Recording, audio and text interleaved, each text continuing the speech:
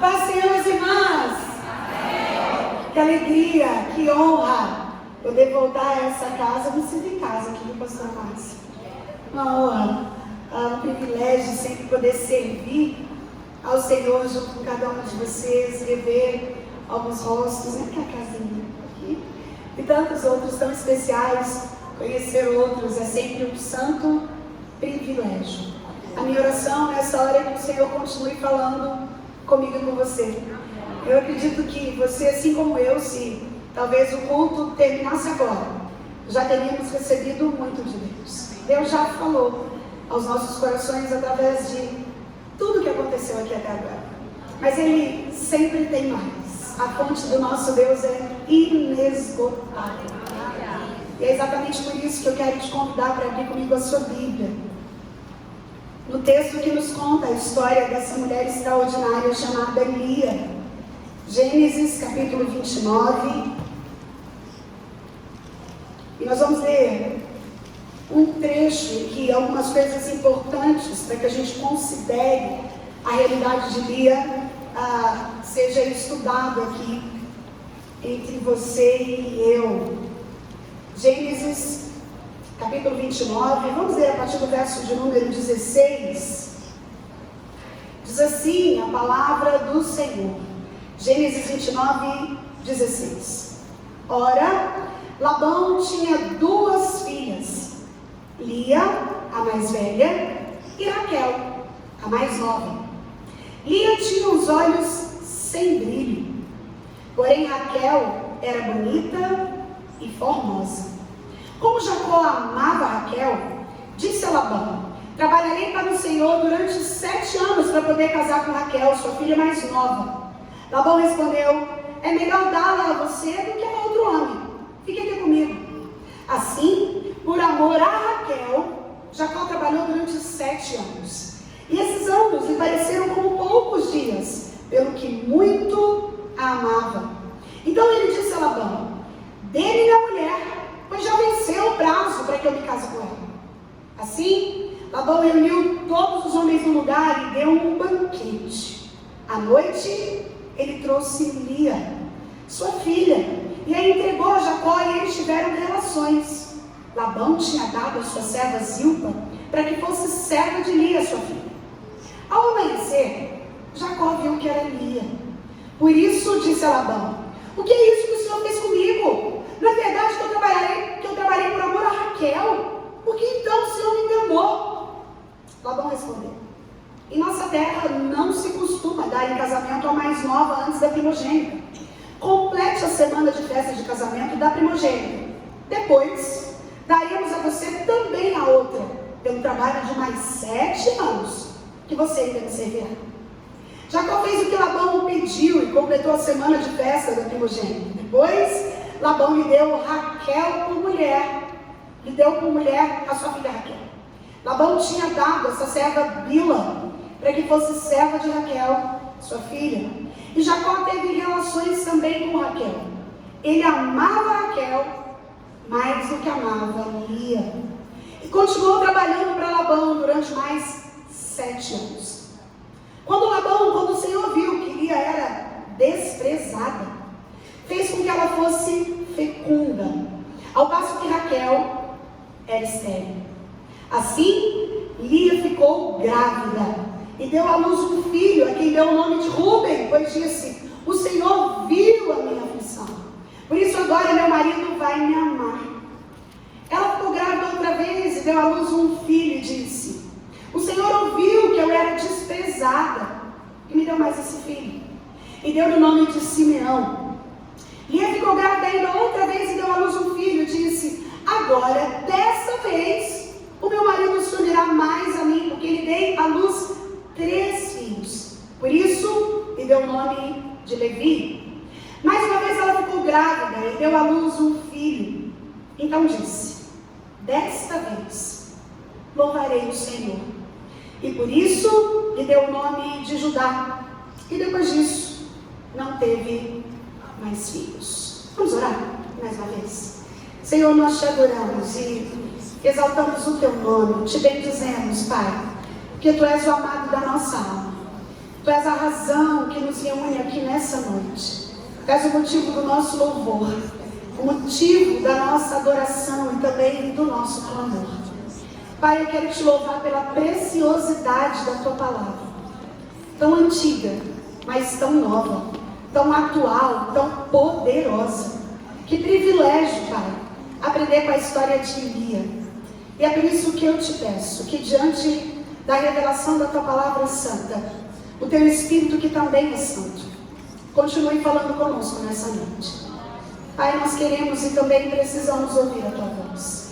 Quanto a mim, Deus, uma vez mais, eu confesso a minha completa dependência do Senhor para ministrar a tua palavra. Pai, que somente a tua voz seja ouvida no nosso meio. Fala conosco, Senhor. É a nossa oração em nome de Jesus Cristo. Amém. Você pode se assentar, querido. Obrigada.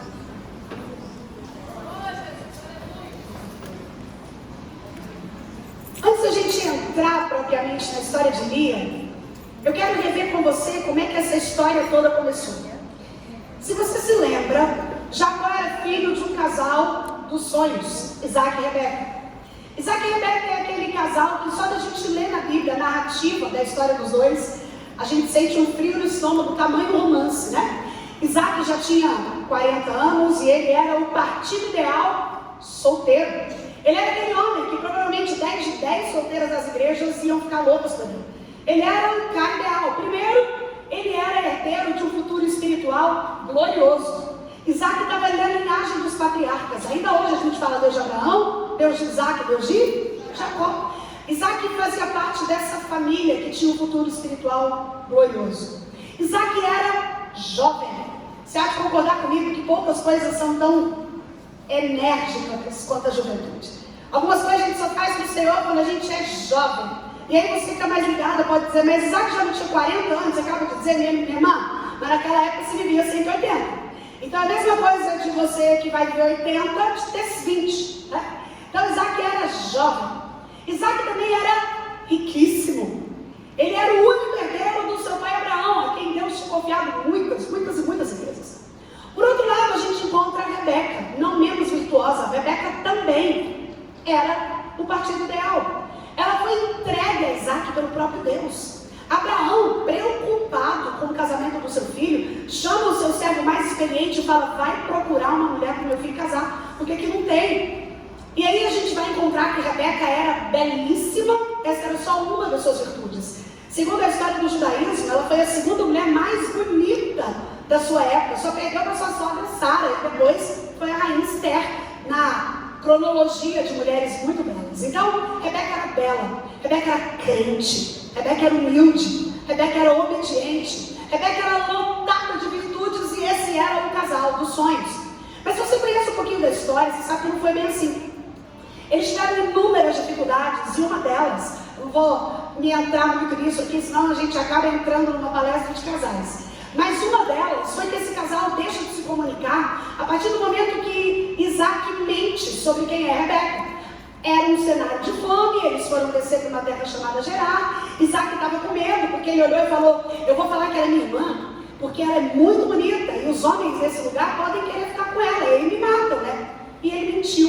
E quando o expediente da mentira entra no relacionamento, ele vai acabando com quase tudo que o relacionamento tem. E aquele casal que tinha tudo para dar certo, sucumbe naquilo que é o sistema onde uma família não pode falhar, que é na comunicação. Onde não há comunicação, tudo vai sendo destruído. E aquele casal nunca mais se acerta na comunicação, de sorte que, assim como a sua sogra Sara, Rebeca também era estéril, e eles oraram 20 anos para que o Senhor desse a eles filhos. O Senhor ouviu a oração deles, Rebeca fica grávida de gêmeos, Esaú e Jacó. E aqueles pais que antes tinham falhado na comunicação, porque você deve se lembrar, a Rebeca ouvia as conversas do marido atrás da porta. E eles tinham outra coisa muito deformadora de estrutura de caráter, que é porque eles preferiam um filho ao outro. Esaú era o filho predileto do pai, Isaac. E Jacó era o filho da mamãe, literalmente. E a Rebeca levou essa preferência tão a sério, que quando ele ouviu a Isaac falar que ele estava quase morrendo, e ele cego, queria abençoar Esaú, ela brinca de Deus. Por que eu estou te falando que ela brinca de Deus? Porque Deus, quando ela estava grávida, já contou para ela como é que ia ser a história dos filhos. Ele falou o seguinte: 2 nações há no seu ventre, Rebeca. O mais velho vai servir o mais moço. Deus já tinha dito que Jacó dominaria sobre Esaú. Deus não precisava da mãozinha de Rebeca, mas ela não percebeu. E ela então foi lá, ouviu a conversa do marido atrás da porta, organizou toda a logística com o filho para enganar o seu marido. E deu muito ruim. Quando Esaú volta e descobre que Jacó já tinha recebido o direito de primogenitura e ouve do pai agora, dá um solo, dá mais. Eu não tenho outra bênção para você. E Isaac fala exatamente o contrário daquilo que ele tinha falado para Jacó. Esaú passa a nutrir um ódio assassino pelo seu irmão Jacó.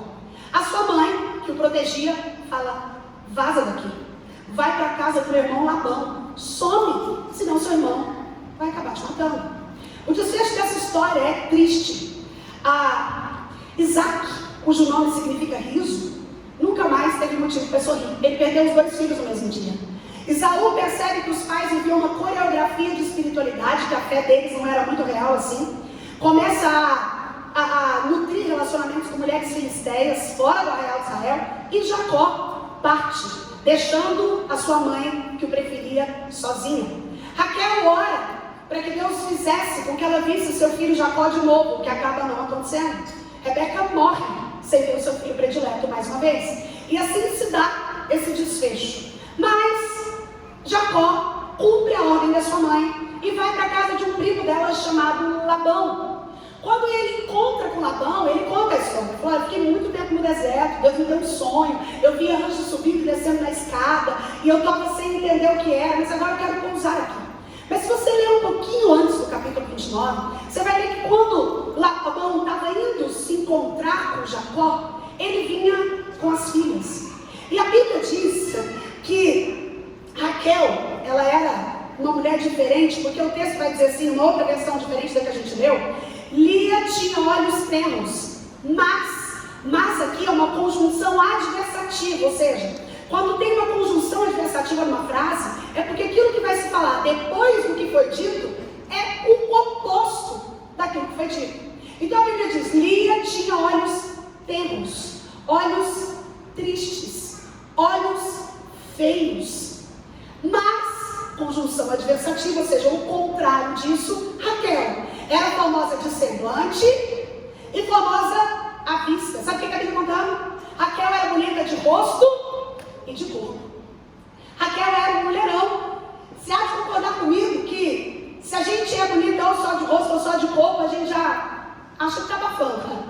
Raquel era bonita de rosto e de corpo, de tal sorte que quando Jacó olha para Raquel, ele é tomado de uma paixão enlouquecida. Enlouquecida, ela era muito bonita. Foi amor à primeira vez. E ele então chega no primo da sua mãe, Labão, e fala: apaixonei na sua mulher, na sua filha mais nova, quero casar com ela. E aí Labão olha e fala: tudo bem, eu vou ter que entregá-la para alguém mesmo, pode ser para você, mas para isso você vai ter que trabalhar para mim 7 anos. E o texto vai dizer que Jacó estava amando tanto Raquel, que ele achou que esses 7 anos passaram rápido. E no dia do casamento, sem ele saber, quando ele foi dormir com a esposa, ele descobre, que não era Raquel, que era Lia. E ele fica muito bravo. Vai no sogro e fala: Labão, qual é? Eu trabalhei 7 anos sobre entrega a mulher errada. E então, nesse momento, Labão deixa para dizer: porque aqui a gente tem uma regra. Aqui a gente não pode dar a mais nova em casamento antes da mais velha. Jacó fala: então, lascou-se, eu quero a mais nova, o que eu faço agora? E Labão fala: então agora você vai trabalhar só mais 7 anos. E tá tudo bem, você fica com Raquel. E Jacó amava tanto Raquel, que ele trabalha mais 7 anos e recebe Raquel como mulher. Só que Deus dá uma organizada no quadro. E como ele sabia que Jacó amava mais a Raquel do que amava a Lia, Deus abriu a madre ou o ventre de Lia e fechou a madre de Raquel. Raquel era estéril. Mas o que eu queria, te contando toda essa história, é que talvez Lia seja a personagem bíblica onde mais nós podemos encontrar a ferida da rejeição. A palavra rejeição, querido, significa literalmente empurrado à distância. Rejeitar significa empurrar à distância. É como se alguém viesse te abraçar e bem antes da pessoa chegar perto, ao ponto de te abraçar, você a empurra à distância. O grande problema da rejeição é que ela é o que nós, das ciências humanas, os psicólogos, os psiquiatras, chamamos de ferida emocional básica. O que isso significa? As feridas emocionais básicas são feridas que marcam toda uma vida. Você acabou de cantar, e eu também, pelo menos 3 músicas que falaram alguma coisa de alma, que passaram por esse lugar que chama alma. O grande problema da alma é que ela é atemporal.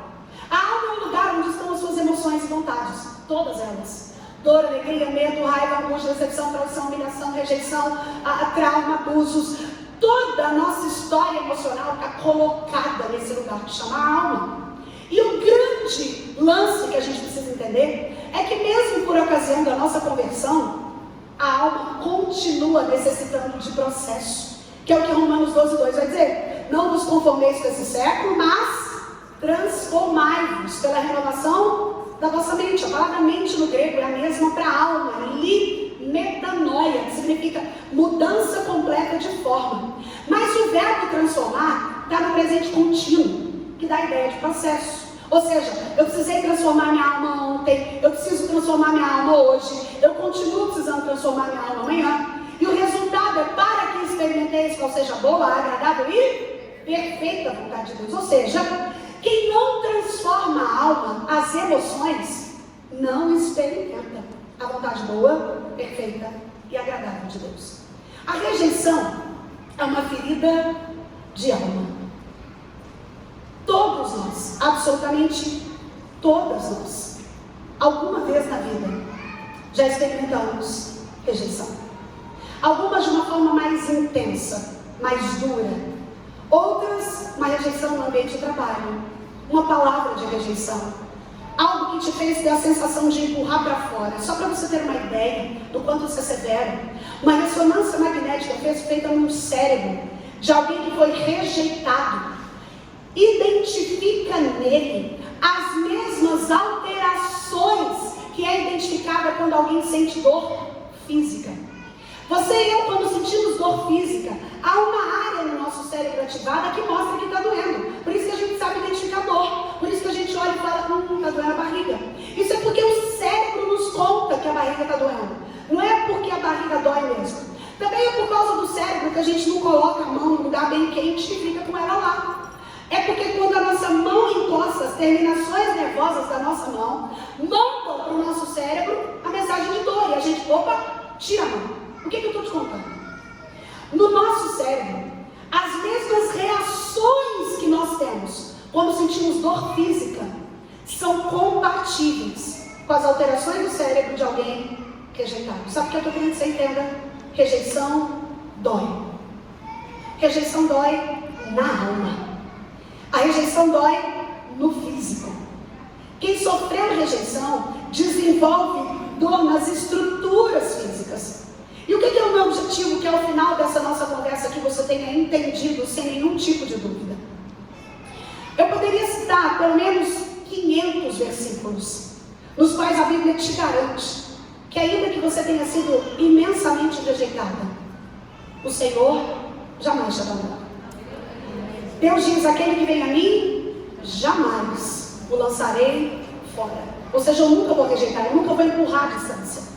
Ele também diz que ainda que um pai, que uma mãe se esqueça de um filho que ainda amamenta, eu todavia não me esqueço de você, diz o Senhor.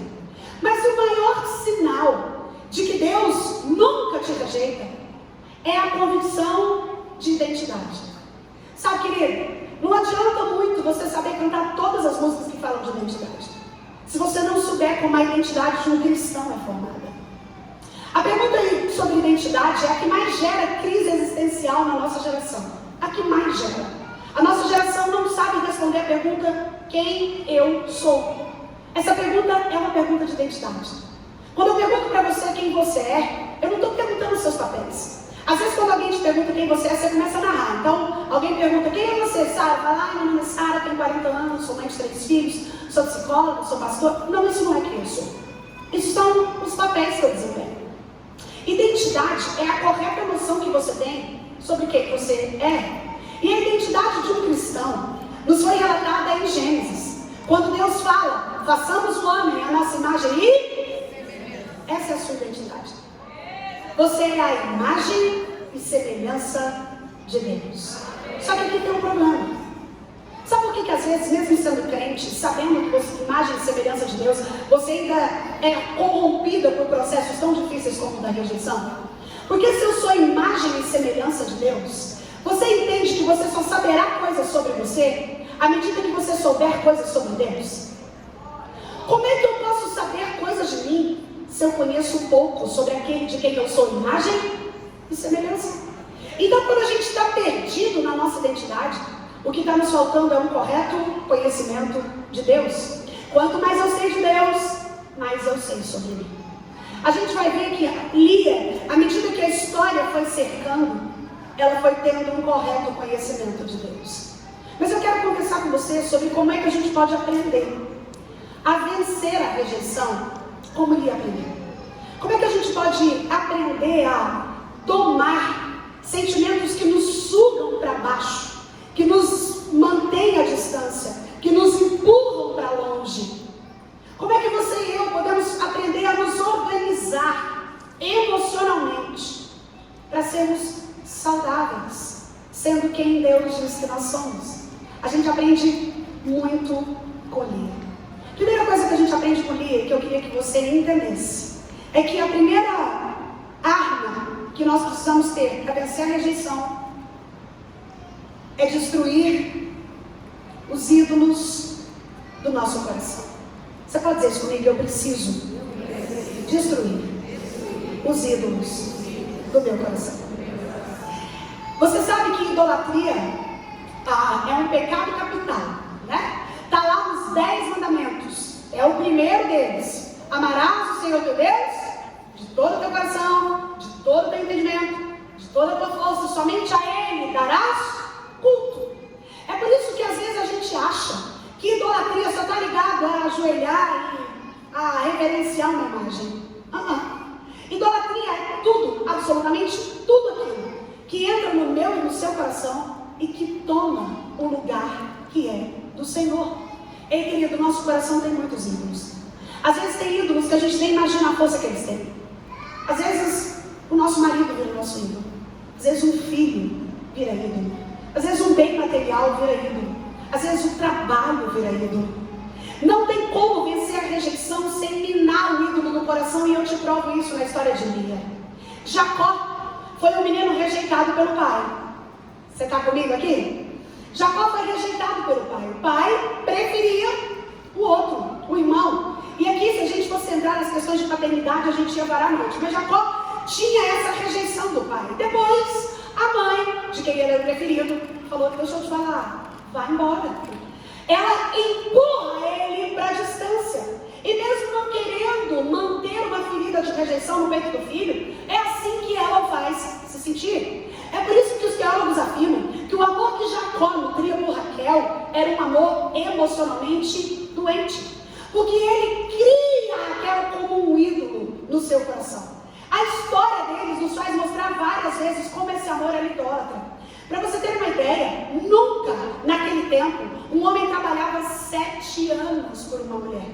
Querido, Jacó não trabalhou 7 dias, ele não trabalhou 7 meses, ele não esperou 1 ano só, como um casal em que um vai fazer um curso fora e o outro fica esperando para casar. Ele trabalhou 7 anos e depois mais 7 anos. Jacó tinha uma obsessão por aquela mulher. Raquel se torna um ídolo do coração dele. E isso vai se agravando com o tempo e sendo revelado em vários e vários outros momentos. Quando ele, por exemplo, trabalha 7 anos, o texto vai dizer que ele chega no seu sogro Labão e fala assim: dê-me a minha mulher, pois já venceu o prazo para que eu me case com ela. Aqui parece que é bonitinho e suave o que ele está pedindo. Mas se a gente for estudar isso aqui na língua hebraica, na língua no qual o texto foi escrito, a gente encontra uma imposição de Jacó, falando: eu quero essa mulher agora, que eu quero fazer sexo com ela. Eu cansei, são 7 anos. Não era só, eu quero ela aqui. Ele dá um checkmate em Labão. Ele fala: me dá minha mulher agora, porque venceu o prazo. Jacó tinha uma relação idólatra com Raquel. Mas não era só isso. Se a gente olha para Lia, que é dada no lugar da irmã para um marido que não a queria, ela então, sendo rejeitada, empurrada para distante, porque olhos tenros é um jeito da Bíblia falar que Lia era feia. Até porque ele usa, tem alguns teólogos que falam que talvez Lia fosse míope, mas se fosse esse o contexto, a conjunção adversativa teria uma outra tônica. Ele diria: Lia era com olhos tenros e Raquel enxergava bem. Mas não é assim que o texto fala. O texto fala: Lia tinha olhos tenros e Raquel era bonita de aparência e de porte. Ou seja, provavelmente Lia não era bonita. É por isso que ela se torna alguém que o pai tinha que empurrar para casar. Era como se Labão olhasse: essa filha minha bonita, não vai dar problema para casar. Vai fazer fila de homem querendo casar com ela. Mas o problema é que eu não posso entregar ela antes de Lia, e eu faço o que com ela? É como se ele tivesse empurrado Lia, porque Raquel não era o problema. Mas Lia, talvez não se casaria. E Lia, quando se vê nesse contexto, se apaixona pelo marido, que não a amava. A dependência que gerava idolatria no coração de Jacó é a mesma dependência que gera idolatria no coração de Lia. Porque Lia também passa a nutrir uma dependência emocional de Jacó. E ela não vê nenhum tipo de alegria a não ser nele. Sabe o que eu estou te dizendo? É uma arma para você vencer a ferida da sua rejeição. Começar a retirar os ídolos que você tem no seu coração. Ei, minha irmã, qual é o nome dos seus ídolos? Sabe, eu digo muito para os meus pacientes no consultório: a saúde emocional, a saúde das emoções, chega quando você é incapaz de ignorar a realidade. Pessoas emocionalmente saudáveis são pessoas que não ignoram a realidade. A maioria de nós vive ignorando a realidade, porque às vezes ela é tão dura que a gente prefere não encarar. Mas enquanto a gente não encara, nós não nutrimos as armas que são necessárias para vencer os nossos problemas. Eu só encaro um problema, eu só venço o problema à medida que eu o detecto. Eu só venço a rejeição a partir do momento que, encarando a realidade, eu falo: uau, eu fui rejeitada, isso dói. Eu só venço a mentira o dia que eu olho e falo: eu minto e eu preciso melhorar. Eu só venço a fofoca quando eu olho e falo: eu sou fofoqueira e preciso mudar. Eu só venço a crítica quando eu falo: eu critico muito, eu preciso melhorar. Eu só venço a inveja quando eu olho e falo: eu estou invejando, me dá graça para vencer, Senhor. Enquanto você não põe nome no seu ídolo, você não o vence. É por isso que às vezes a rejeição vai consumindo. Porque os ídolos do coração são desconhecidos. Porque a gente não gosta de olhar para dentro. Um filósofo chamado Sócrates disse que a vida sem ser analisada não vale a pena ser vivida. Mas ele nem precisava falar disso, porque a Bíblia investe um livro todo só para falar da importância da autoanálise, que é o livro de Eclesiastes. Salomão em Eclesiastes não faz outra coisa senão convidar você e eu para investigar como é que a gente está vivendo a vida, para encarar a nossa realidade, para entender os nossos motivos, para questionar os nossos porquês, para identificar os nossos comos. Ele faz isso quando ele manda a gente olhar o tempo e entendê-lo. Ele faz isso quando ele fala para a gente identificar as nossas vaidades. Ele faz isso quando ele fala para a gente ter consciência de que a vida debaixo do sol é canseira. Eu acho tão profundo quando Salomão vai falar que até descansar cansa. Você já fez uma viagem para descansar e chegou dela cansada, e aí você precisa descansar do descanso? É isso que Salomão fala. Salomão vai dizer que a vida debaixo do sol é canseira, é enfado. E ele vai perguntar por como que a gente gasta o tempo, como que a gente gasta o dinheiro. E aí, os teólogos falam que Eclesiastes é o livro mais mal-humorado da Bíblia. Porque dependendo de como você lê, você sai bem decepcionada. Você fala: que bom então que a vida é um monte de tragédia acumulada, né? Que nada novo, que a gente cansa de descansar, que é tudo muito difícil. Só que Salomão termina o livro de Eclesiastes nos lembrando que O nosso alvo, você e eu que pertencemos a Cristo, os nossos olhos não devem estar na vida debaixo do sol. Nós somos chamados para olhar para a vida acima do sol, na plataforma onde Deus está, onde Ele determina, onde os valores dele são estabelecidos, onde a diretriz dele é direcionada, onde nós enxergamos o valor do alto, minha irmã. Enquanto você olha para a vida debaixo do sol e busca em você essa rejeição adoecedora, incapaz de enxergar os ídolos do seu coração, você não sai do lugar. Fazer uma autoanálise é necessário para identificar os ídolos. Quem são os ídolos do seu coração? Jacó tinha Raquel como ídolo. Lia tinha Jacó como ídolo. E é por isso que essa história vai tão dificilmente bagunçando as nossas emoções enquanto a gente lê. Lia, por causa da ferida da rejeição, precisava de algo que dissesse: isso vai me salvar. É isso que alguém que estabelece um ídolo faz. Porque a rejeição cria essa necessidade de dependência emocional. Uma pessoa que sofreu rejeição se torna dependente emocionalmente. Sabe aquela pessoa que é incapaz de comprar um shampoo sozinha? É típico de ferida de rejeição. Gente que não consegue, que depende da opinião do outro para tudo, que não consegue tomar decisões, que não consegue gerar autonomia. Isso é típico de ferida de rejeição. Gera-se uma dependência emocional. Jacó dependia de Raquel, Lia dependia de Jacó, porque estava todo mundo rejeitado e sem saber como lidar com aquilo. Cuidado com os ídolos que você cria a partir da ferida da rejeição. E é pré-requisito para sair desse lugar, identificar esses ídolos, colocar nome neles, porque ninguém enfrenta um inimigo que não conhece. A gente só vence um inimigo que a gente identifica quem ele é, estuda sobre as forças dele, olha como ele está nos afetando, e aí então a gente se organiza para vencer. Quais são os ídolos do seu coração, querido? Segunda coisa que eu queria que você entendesse, que a gente aprende com a história de Lia, é que para vencer a rejeição, para entender quem você é em Deus, para se olhar e conseguir de verdade cantar essas músicas que a gente cantou aqui e vivê-las, porque esse é o grande desafio. Esse é o grande desafio. Nós cantamos hoje aqui músicas que mexem com a nossa alma. Luto contra vozes que me dizem que eu não sou ninguém. Todo mundo se identifica, porque um dia todos nós olhamos pra gente e falamos: eu não sou ninguém. Por que a gente chora quando escuta "você é um espelho que reflete a imagem do Senhor"? Não chora se o mundo ainda não notou, porque todo mundo alguma vez já se sentiu não notado. Por que isso mexe com a gente? Porque está falando de alma.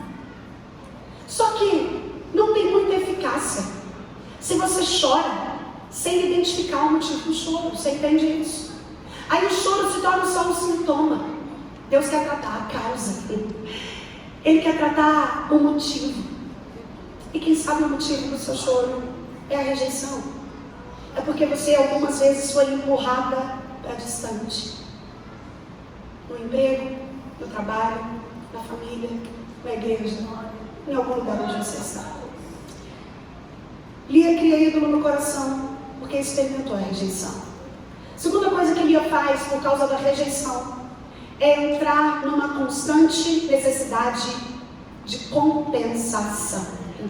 Olha o que acontece aí a partir do verso 31. Diz assim, quando o Senhor viu que Lia era desprezada, a palavra desprezada aqui tem a mesma origem no hebraico que rejeitada. Às vezes a gente assimila desprezo de uma forma diferente de rejeição, mas a raiz das duas é a mesma coisa. Às vezes você olha e fala: fulano me olhou com desprezo. É diferente no português quando a gente fala fulano me rejeitou. O desprezo, ele está mais aliançado ao momento, ao olhar, ao comportamento. A rejeição está mais condicionada ao sentimento, à emoção. O nome Lia aqui, quando o Senhor viu que Lia era desprezada, e Senhor aqui, confere aí na sua Bíblia, minha irmã, está escrito tudo em letra maiúscula, sim ou não? Sim. Algumas vezes na Bíblia, você vai encontrar Senhor escrito em letra maiúscula, porque aqui a tradução é do hebraico Iavé.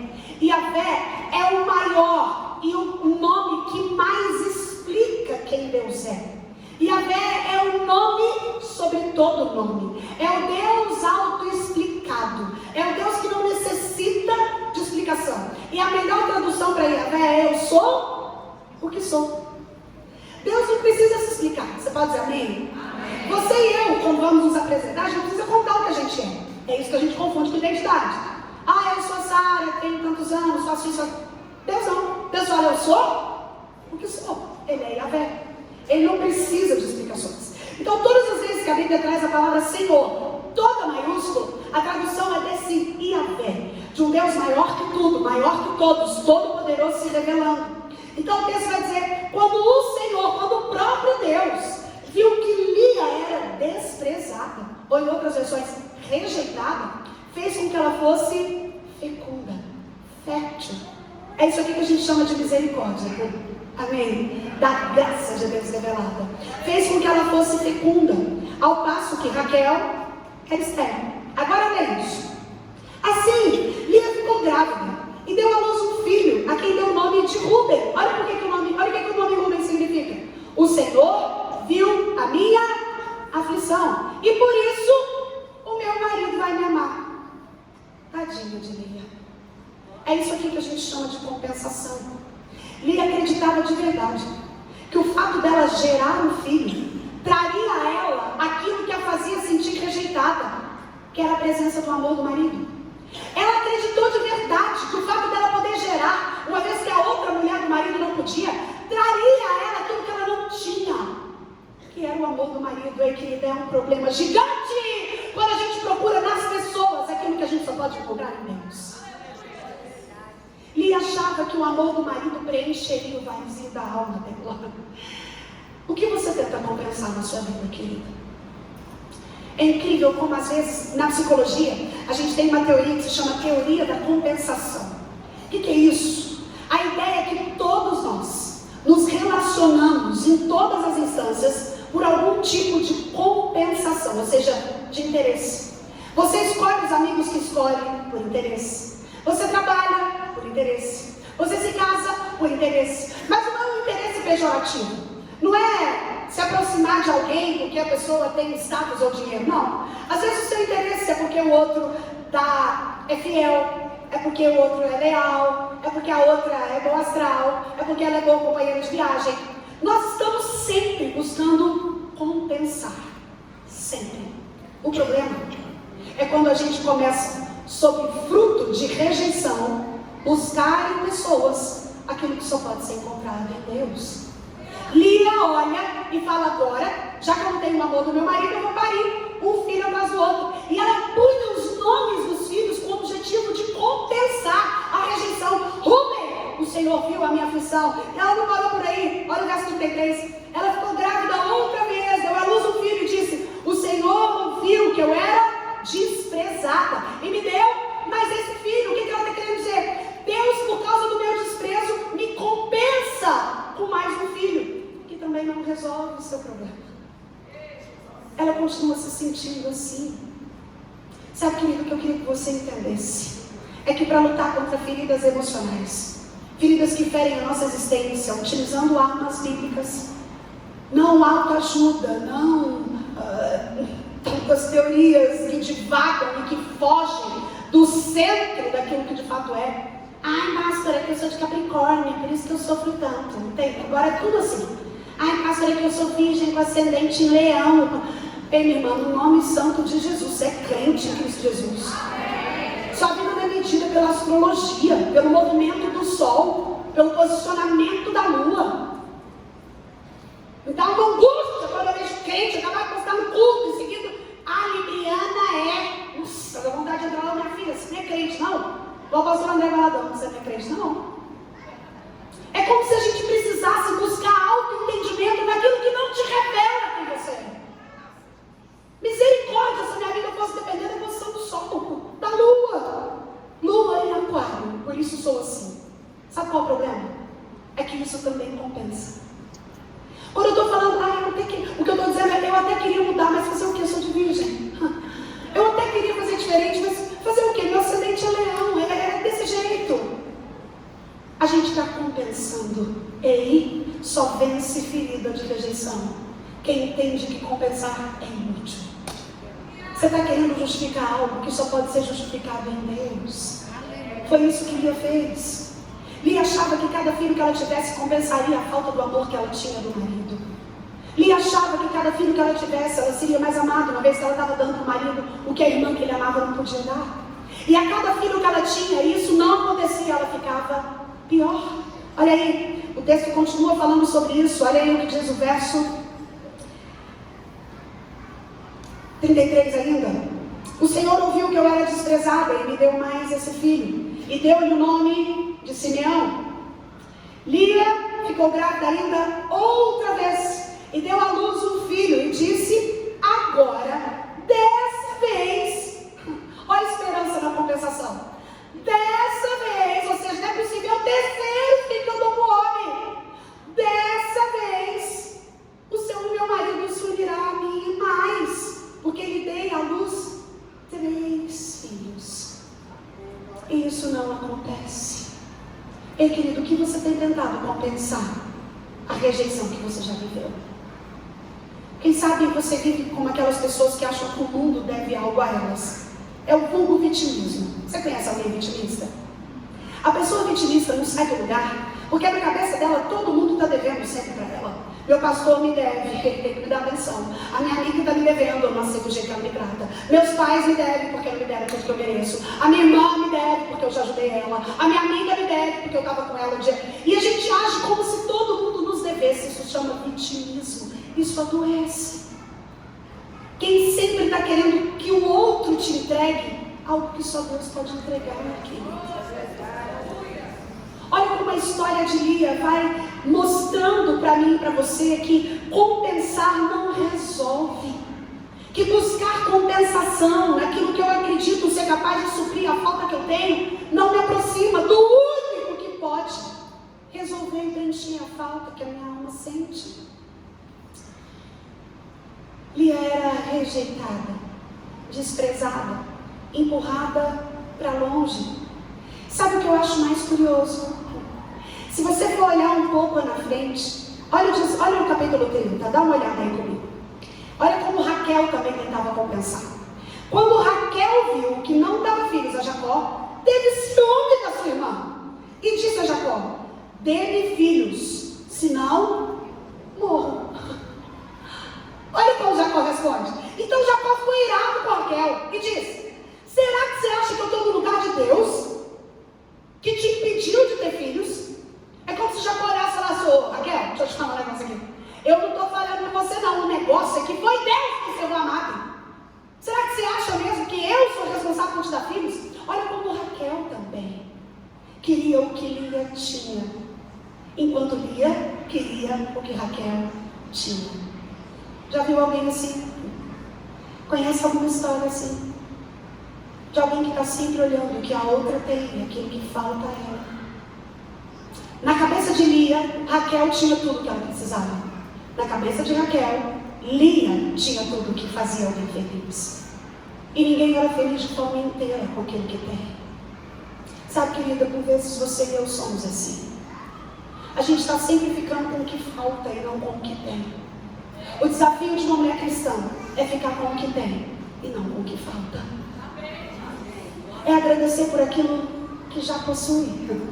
É como se Deus, quando te fez, soubesse exatamente aquilo que você ia precisar para cumprir o propósito dele para a sua vida. Sabe qual é o nosso problema? É como se ele tivesse colocado isso numa mala. Eu nasci, ele colocou na minha mala aquilo que eu ia precisar para fazer o que ele me chama. O problema é que nós mulheres, principalmente, estamos sempre de olho na mala da outra.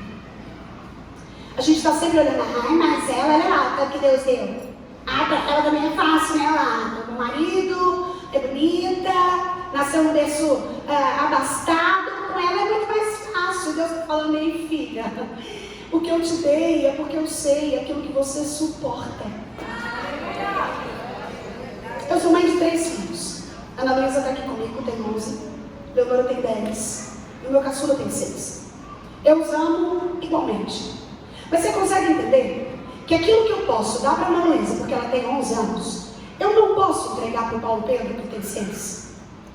que o tempo dele receber aquilo que ela aos 11 tem de suporte para aguentar é diferente do tempo no qual ele está agora. E eu só faço isso porque eu sou mãe, porque eu amo.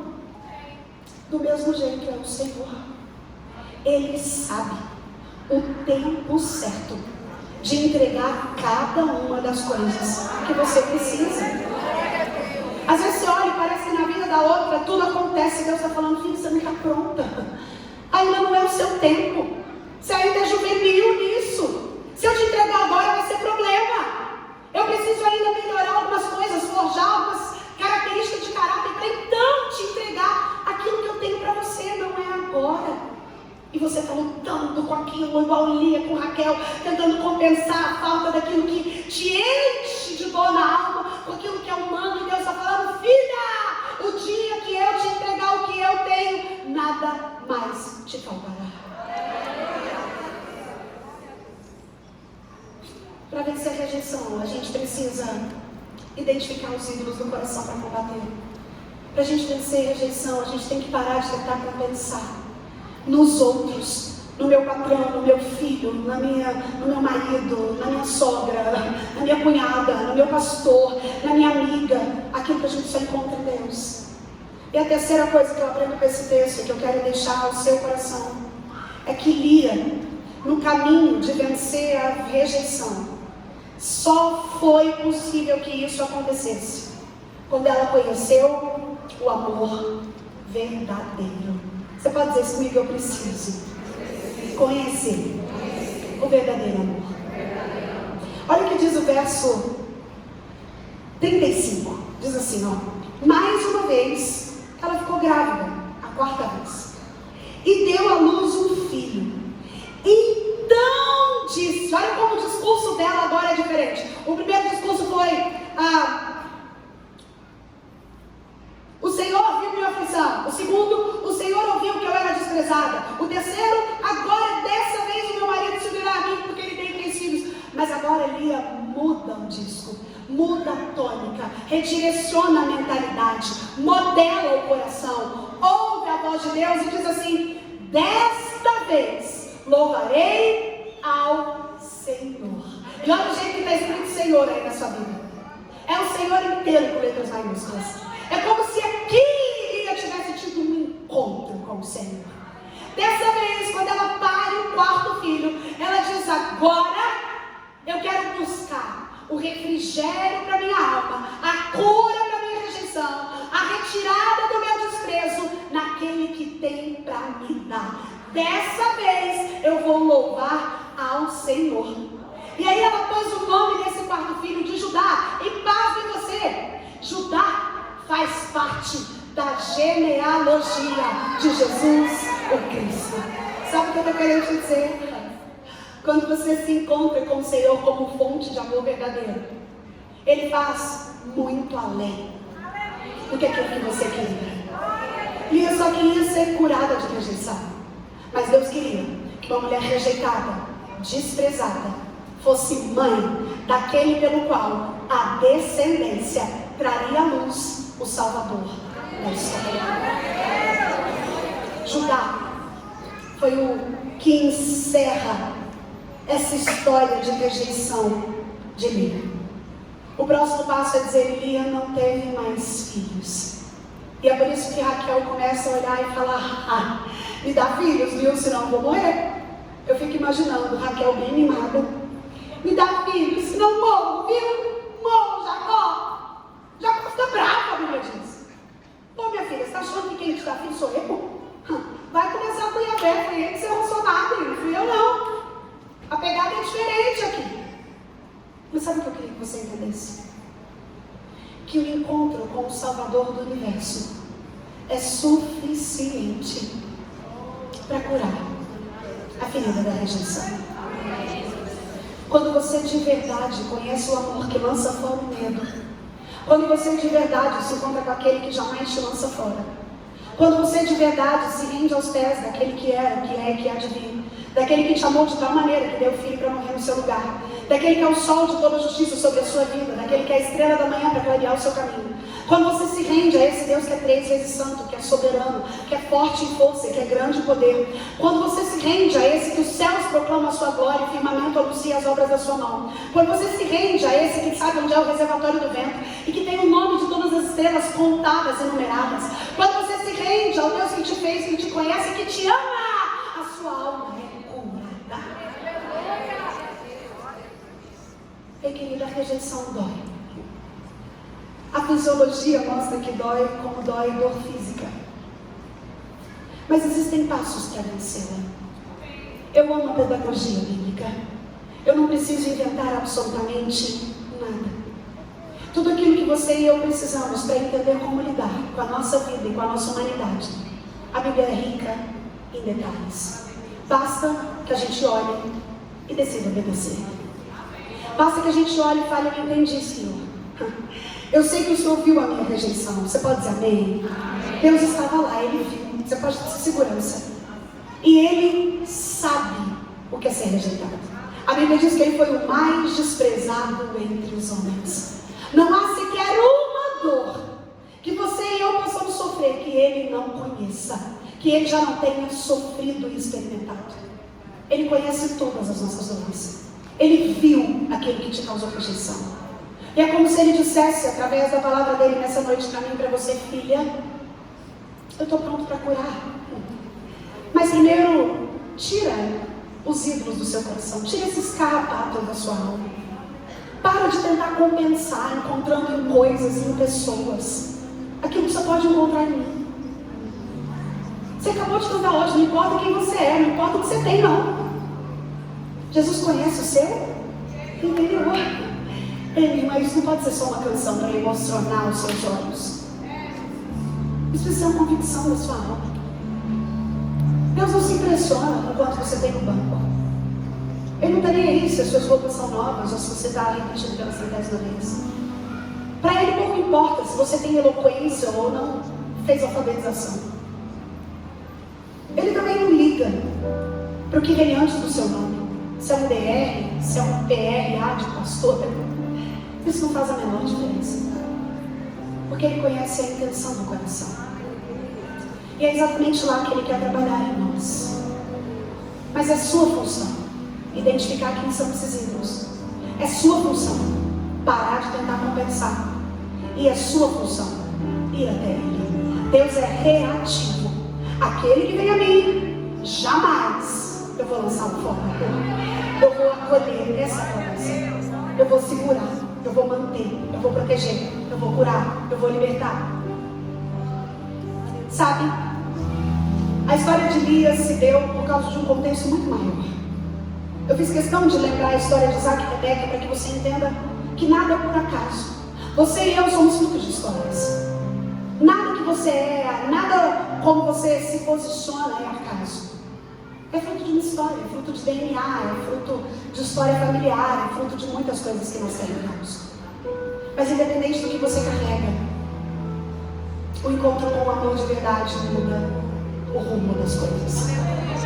E então se torna uma mulher extraordinária, não só porque foi mãe de Judá. Ela se torna uma mulher extraordinária porque nela nós encontramos duas virtudes que são produzidas pelo encontro com o Senhor. A primeira delas é a humildade. Fala comigo, humildade. Você é humilde, irmã. Humildade não está na roupa. Humildade não está no carro que anda. Jesus disse, aprendei de mim porque sou manso e humilde de... O que ele está me ensinando é que humildade não está naquilo que é visto. Às vezes a gente olha alguém arrumado e fala, ai, fulano não é humilde. Não é assim que Deus vê. Porque é possível estar do jeito mais maltrapilho e ter o coração mais arrogante. Lia desenvolve a virtude da humildade, porque ela aprende com o amor que torna humilde. Nunca caberá no mesmo recipiente conhecimento de Deus e arrogância. Porque quanto mais alguém conhece de Deus, mais humilde essa pessoa se torna. Não há compatibilidade. Porque quanto mais de Deus eu conheço, mais eu sei que não sou nada. Você entende isso, minha irmã? Quando você identificar alguém que fala que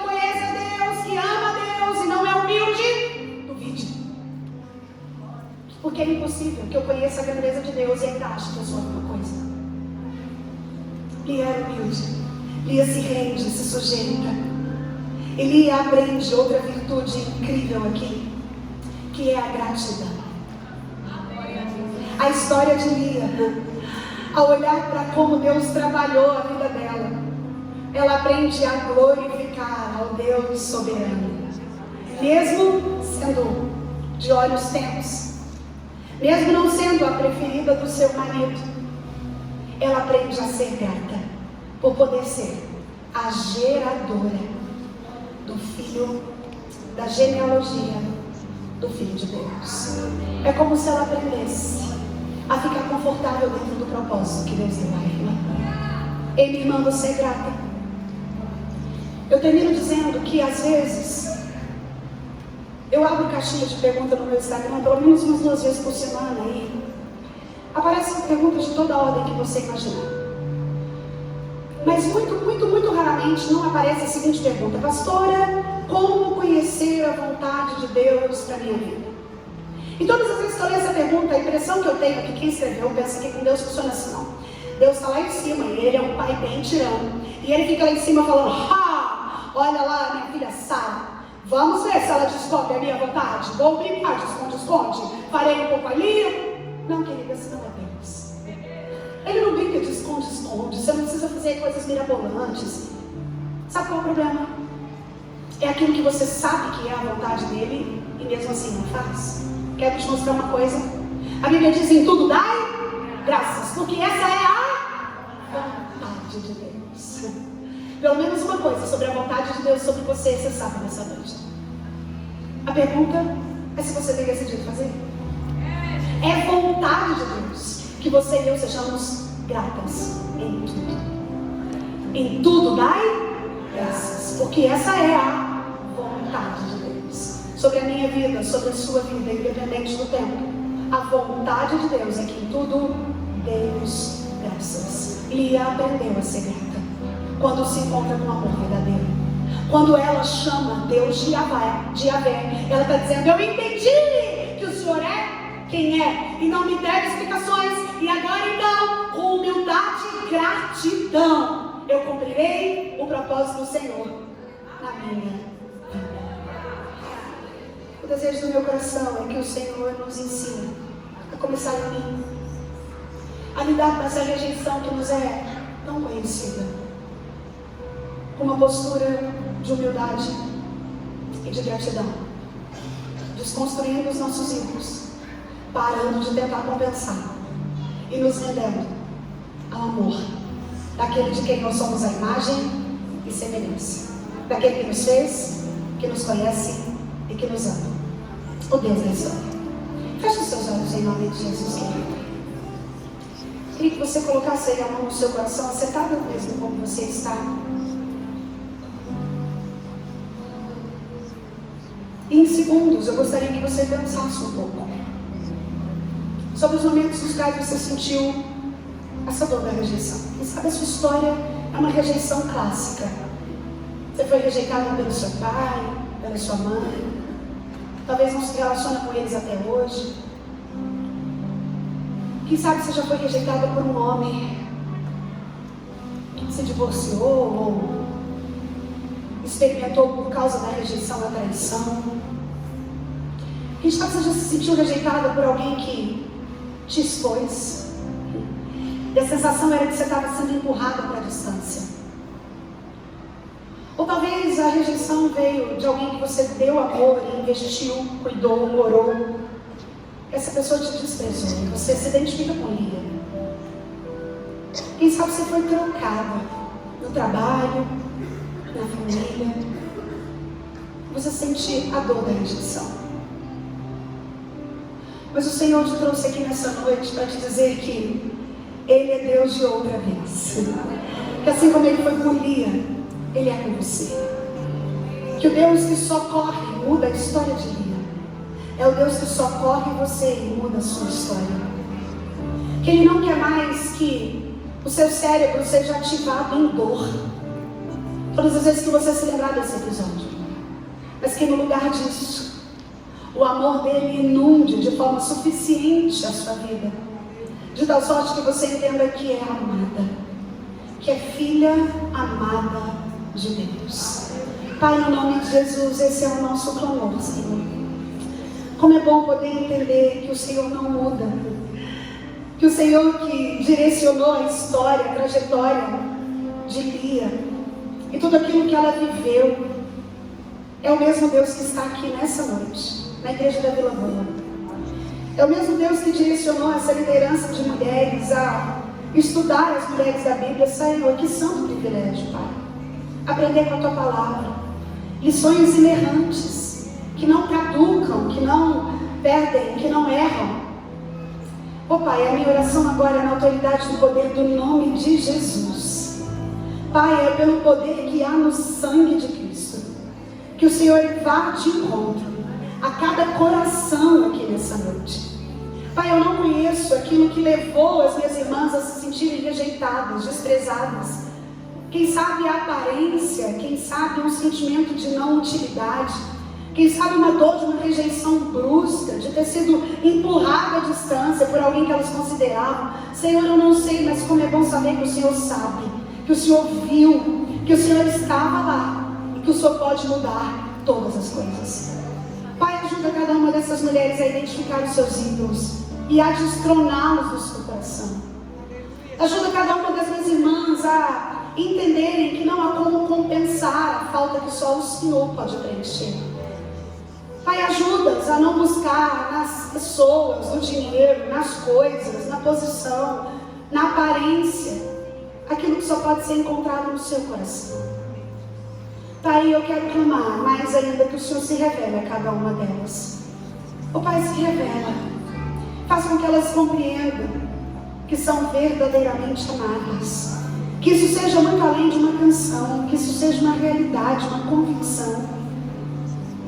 Que o Senhor nos ama, mesmo quando nós não nos sentimos assim. Que o Senhor nos diz que somos fortes, mesmo quando a gente parece tão fraca. Oh Pai, na autoridade do poder que há no Teu nome, refrigera a alma das minhas irmãs agora. Traz alívio da Tua graça. Traz renovo do Teu Espírito. Traz o ânimo que só pode ser encontrado no Teu trono. Traz a virtude que é resultado de lábios que confessam o Teu nome. Oh Pai, para que ao voltarem para os seus lares agora, elas voltem carregando o novo do Senhor, que é um novo baseado naquilo que o Senhor sempre foi. Um Pai amoroso, zeloso, cuidadoso, que ampara, que cuida, que cura, que liberta, que restaura, que direciona e que faz novas todas as coisas, fazendo abundantemente além de tudo aquilo que nós pedimos, de tudo aquilo que nós pensamos, de tudo aquilo que nós esperamos. Ministra cura, Senhor, para a glória do Teu próprio nome. Oramos na certeza de que o Senhor nos ouve e sempre tem para nos dar aquilo que nós precisamos. No nome de Jesus. Amém. Deus te abençoe.